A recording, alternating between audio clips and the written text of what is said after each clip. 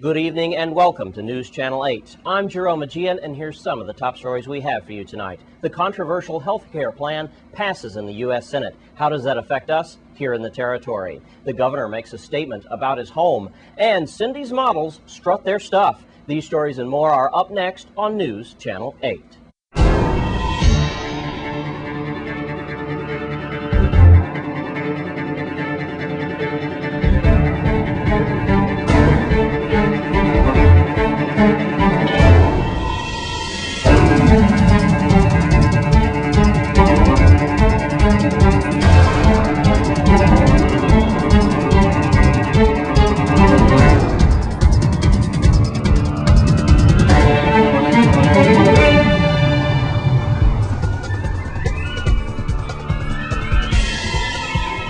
In our top story tonight, the controversial universal health care plan passed through the Senate by a narrow margin over the weekend. How does that affect us here in the territory? News Channel 8's Wes Small files this report. Thanks a lot, Jerome.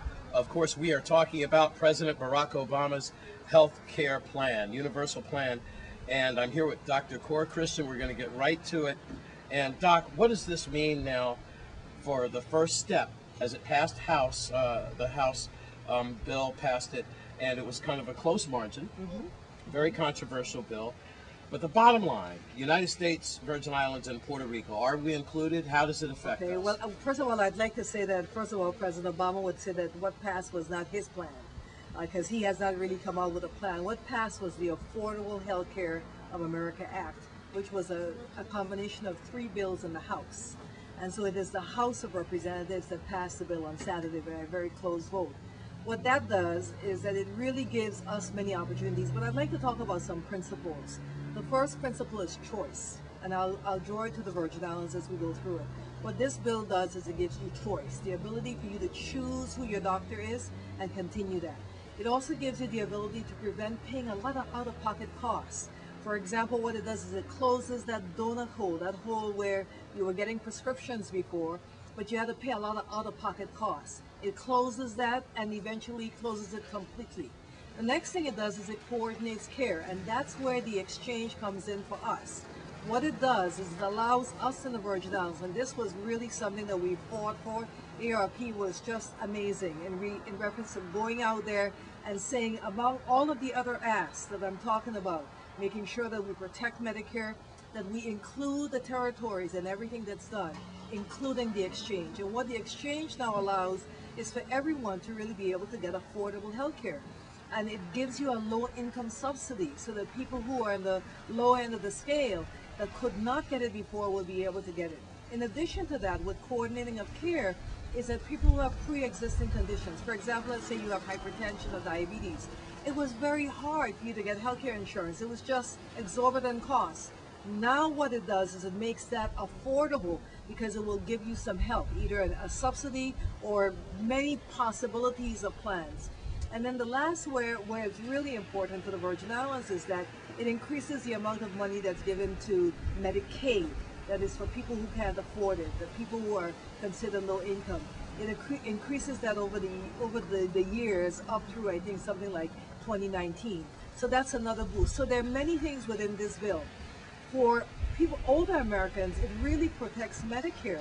And what it says to us is that, you know, many people aren't talking about the second part of it, which is 3961. We're talking about 3962, which is the health plan, but there's a 3961, which makes sure that doctors get paid reasonable rates for taking care of Medicare.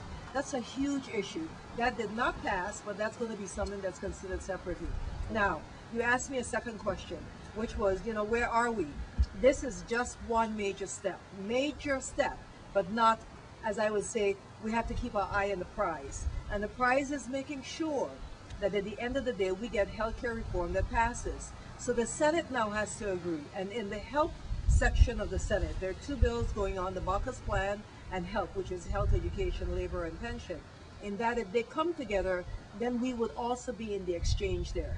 And then that has to come together with the House, which will give you what's called a joint conference. And then once it's voted on in Congress, both houses come together, Senate and House, then the president gets involved.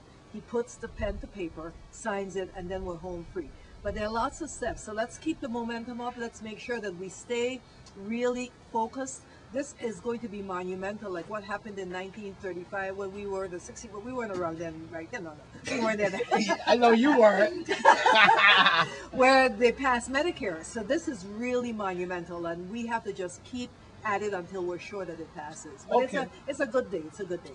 Okay, Doc, to play devil's advocate, how come so many people are against it, or at least some people are against it, and how come they say it doesn't have a chance to pass in Senate? Well, there are many who, well, let me put it this way. I believe that the people who are against it, some of them just don't understand. You know, healthcare is very complicated. Many people think, well, if you give people the ability to get insurance, then it takes something away from me. I won't be able to get the doctor of my choice. That's not the case at all with this insurance. What this is giving you is different possibilities. It's like, I like to use the grocery store analogy. Now we're going to have more cereals on the shelf, and you can choose which one you want. Yeah. But it doesn't take any of the cereals away. And of course, they're big, they're big industries that are against this because this is about money. And with the public option being part of it, then there's a possibility that they feel that big government is going to be in control. But if you really look at it very closely, that public option is only if the healthcare industry, the health individuals like Cigna and United and all of them don't stand up and say, we're going to offer you something that's affordable. And I really think that they will. I think that they will understand they're more in the pool when we put everyone together. You know, healthcare is a right. So if I go back to your basic question, why are people against it? I really don't understand why they're against it. This is something that everyone should have. It is a right, not a privilege. I'm Wes Small for News Channel 8. Thanks, Wes. And in other news, Isaiah and Reuben Georges recently breathed a sigh of relief involving their criminal case on St. Thomas. The two brothers are facing numerous charges of violence. News Channel 8's Lee Carl covers it. A long-standing case, the jury has acquitted the brothers on most counts. But what does that mean? A deadlock was reached. Charges of first-degree attempted murder, conspiracy, and a shootout with the police. So while the jury found them not guilty of a series of charges, they still have to stand trial. Isaiah George dabbed his tears in his eyes. He said yes. Reuben bowed his head in uttering. The attorney and Kerry Drew simply smiled.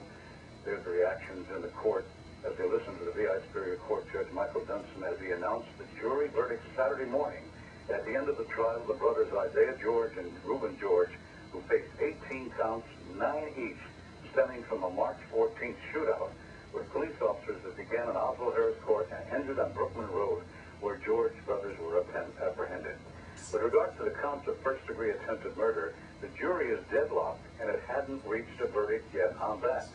With respect to the other counts, one count of each of unauthorized use of a firearm during commission of a crime of attempted murder, discharging a firearm, first-degree reckless endangerment, 2 counts, each third degree, and 2 counts of unauthorized use of a firearm during the commission of third-degree assault. The jury found the men not guilty. Thank you, Isaiah and Reuben said in unison as they raised their hands and pointed toward the jurors.